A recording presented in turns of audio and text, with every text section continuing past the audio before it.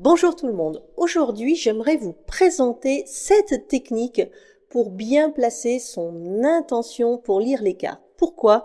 Parce que bien souvent, on omet cette étape et je pense que cette étape-là est sans doute une des étapes les plus importantes pour avoir un message par la suite totalement clair et limpide du tarot. C'est ce que nous allons voir maintenant.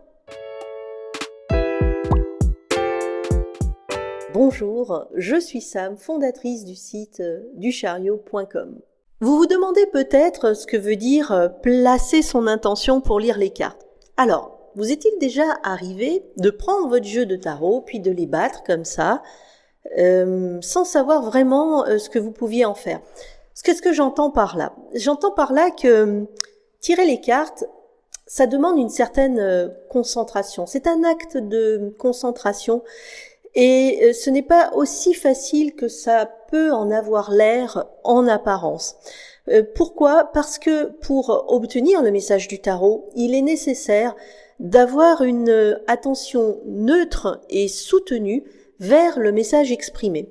Donc c'est justement là que placer son intention est véritablement important. Alors, tout d'abord, j'aimerais vous expliquer, avant de vous montrer quelques techniques pour vous permettre de placer votre intention, ce que veut dire placer son intention pour lire les cartes du tarot. Par exemple, vous pouvez tirer la carte du jour pour vous donner une ligne directrice de votre journée. Ça, c'est une technique que je recommande particulièrement.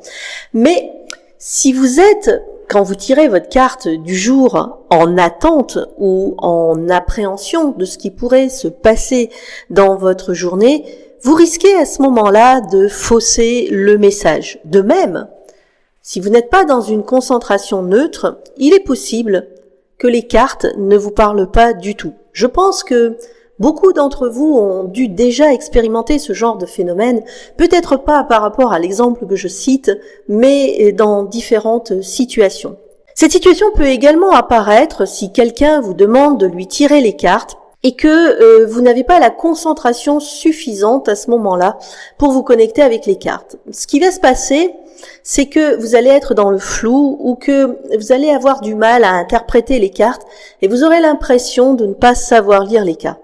C'est pour cela que placer son intention pour lire les cartes, cela veut dire focaliser vos pensées sur la tâche en cours. Alors bien évidemment, ce n'est pas que pour le tarot, mais c'est indispensable justement pour le tarot.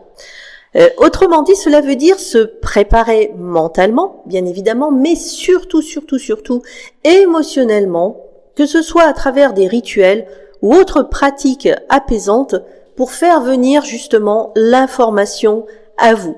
Cela vous permettra de vous focaliser sur des techniques pour trouver la bonne signification des cartes.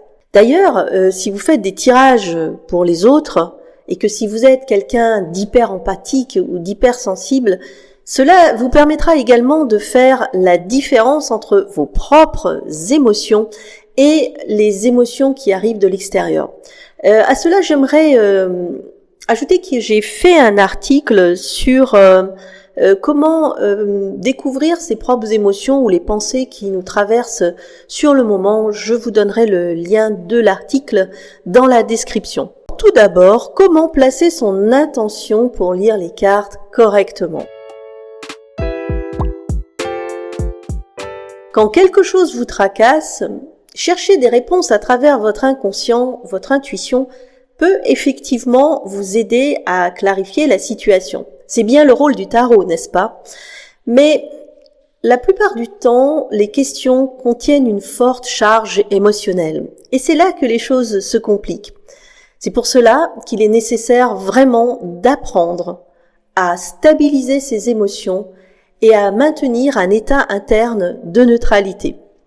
Si votre état d'esprit est brouillé ou angoissé, vous n'arriverez pas à poser des questions claires.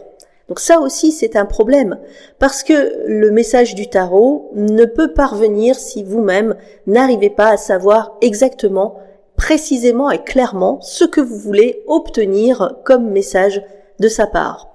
Par conséquent, avoir un environnement interne neutre et apaisé est la garantie qui vous permettra d'avoir des réponses en toute confiance et clarté de la part du tarot. Quoi qu'il en soit, vouloir une réponse particulière peut colorer la façon dont vous lisez les cartes. Et dans ce cas-là, au lieu d'avoir une véritable réponse, vous risqueriez d'obtenir la réponse que vous désirez. C'est pour cela que il est important de savoir focaliser son attention.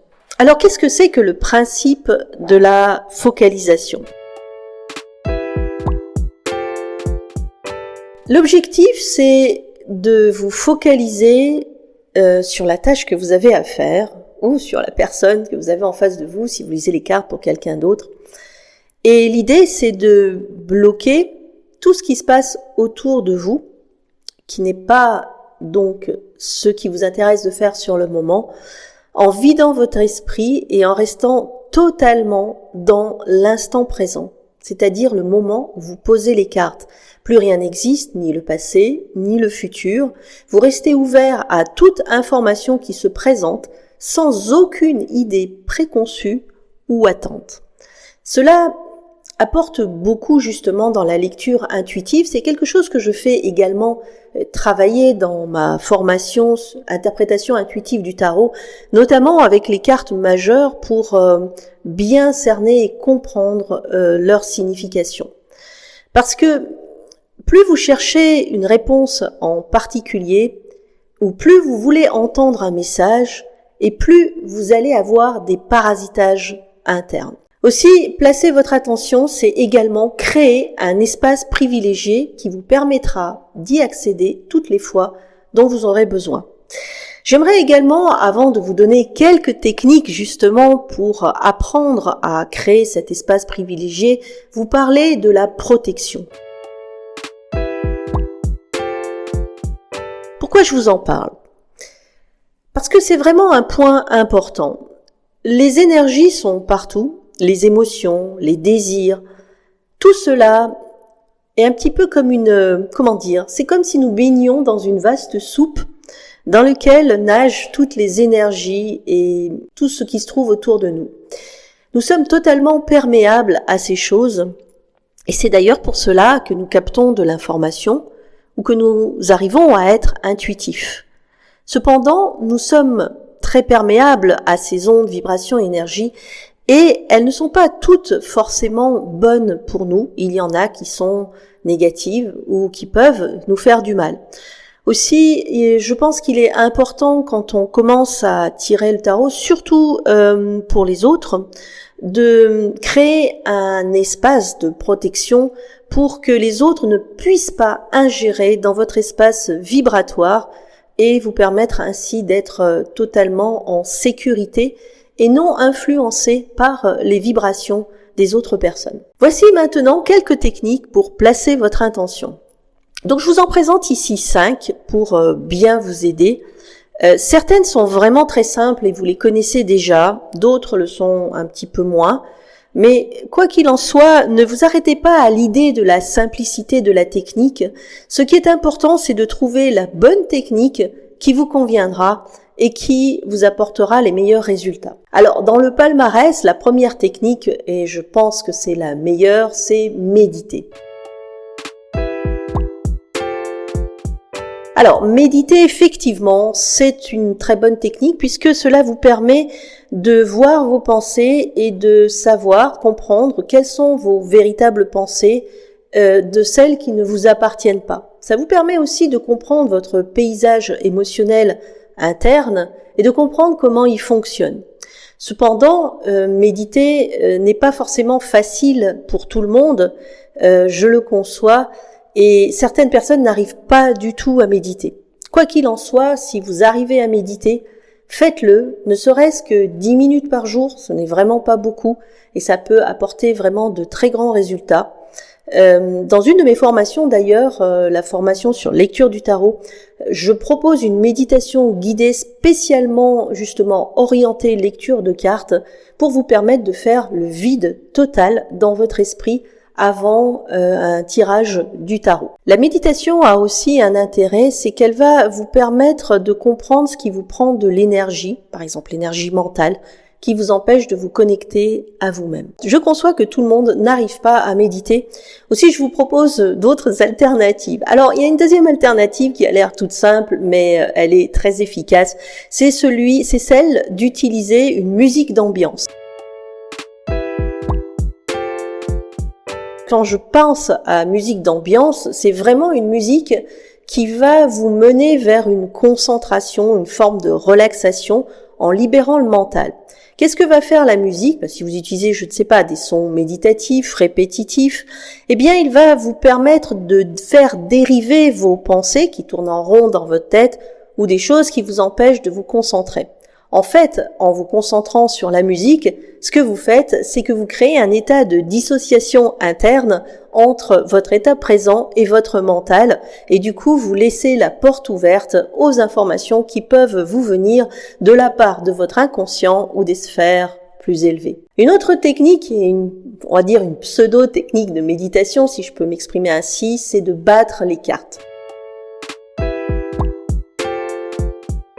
Alors quand je dis battre les cartes, évidemment, ce n'est pas de les battre comme ça à la va-vite, c'est de les battre de manière consciente en prenant vraiment acte de ce que vous faites. Vous les battez en vous concentrant exclusivement sur le fait que vous êtes en train de mélanger les cartes et que vous allez les tirer. C'est donc un excellent exercice parce que cette tâche vous focalise sur un acte mécanique qui est celui de vos mains qui battent les cartes et en même temps vous avez cet acte méditatif dans lequel vous êtes en train de penser que vous battez les cartes et qu'en même temps, eh bien, vous allez tirer les cartes. Donc là, à nouveau, nous avons une dissociation qui va vous permettre de créer un passage vers votre inconscient. La bougie, effectivement, ça a quelque chose de magique, mais là, quand je pense à la bougie, il s'agit surtout de la flamme, en fait, de la bougie. La flamme de la bougie, c'est quelque chose d'un peu hypnotique également. Donc, quand vous faites brûler une bougie, le fait de regarder la flamme va également créer cet état dans lequel vous allez vous sentir plus serein, plus concentré. Par ailleurs, il existe aussi des bougies parfumées. On est cette fois-ci dans l'aromathérapie parce que les odeurs ont également une influence sur notre état d'esprit, sur nos humeurs, nos émotions. Utiliser de la menthe, du citron permet d'avoir effectivement une concentration un peu plus élevée. Donc c'est quelque chose que vous pouvez aussi utiliser. Vous pouvez le faire également avec des huiles essentielles, de l'encens, c'est pas mal non plus. Une autre technique qui me semble très intéressante, c'est de créer un espace privilégié, un espace spécial. Qu'est-ce que j'entends par là? C'est quand vous travaillez, souvent, je pense, vous travaillez à un bureau.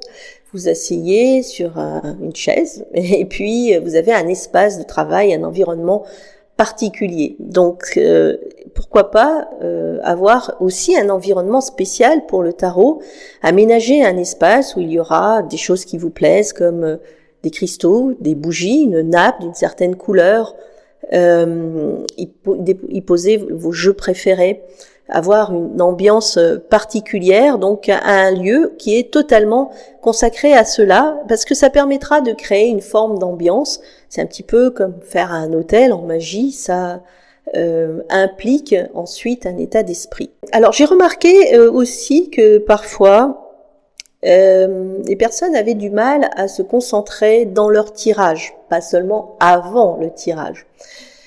Pour cela, il me semble que utiliser différents jeux de tarot peut aider à créer une ambiance par rapport justement à une question particulière.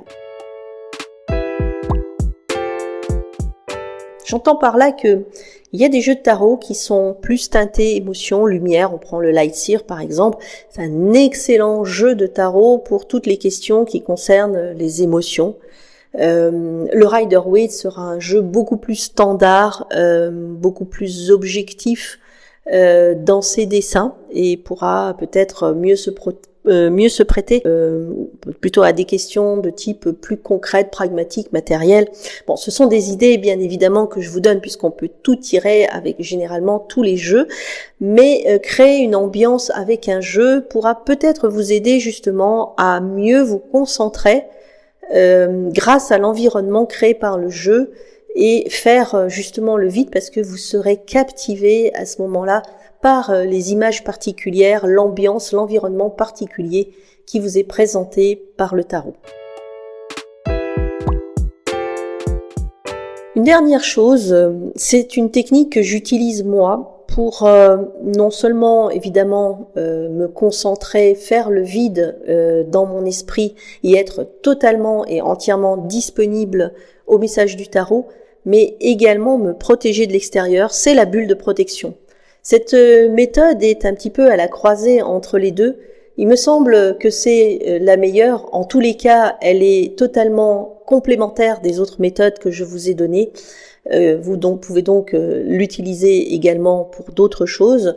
La bulle de protection, c'est quoi? Eh bien, c'est s'entourer d'une bulle de lumière en pensant, en visualisant que personne, aucune énergie, aucune vibration ne peut traverser cette bulle, aucune vibration néfaste, hein, évidemment, j'entends, ne peut traverser cette bulle et moi je suis à l'intérieur, dans le calme le plus serein. Cette bulle imaginaire me permet de me concentrer totalement sur ce que je fais, de m'abstraire totalement de l'environnement externe, notamment s'il y a du bruit, parce que cela peut arriver, que ce soit le bruit des voitures, des bavardages des gens ou d'autres qu'on peut avoir dans son environnement.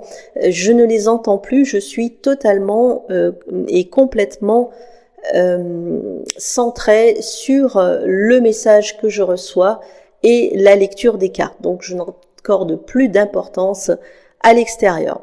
Si vous tirez les cartes pour les autres, je vous conseille très fortement cette technique parce que également, donc comme je vous le disais en début de vidéo, les personnes arrivent vers vous avec leurs émotions, leurs angoisses. Ce n'est pas forcément mauvais de leur part, mais c'est parce que s'ils vous consultent, c'est bien qu'ils ont des problèmes ou qu'ils ont des choses à résoudre. Mais vous ne pouvez pas absorber ces énergies puisqu'elles pourraient vous parasiter dans vos lectures, vous perturber. Créer cette bulle de protection permet également de faire rebondir cette énergie émotionnelle et ainsi elle ne vous touchera pas. Si vous avez d'autres techniques pour justement vous concentrer quand vous lisez les cartes, je vous encourage à les partager ici dans les commentaires. Ça me fera plaisir de les lire et puis ça me fera plaisir que vous puissiez également les partager avec la communauté. Si vous êtes nouveau sur ce site ou que vous voyez mes vidéos pour la première fois, abonnez-vous à ma chaîne pour recevoir les nouvelles vidéos et être informé de leur parution. Je vous dis à très bientôt dans une prochaine vidéo.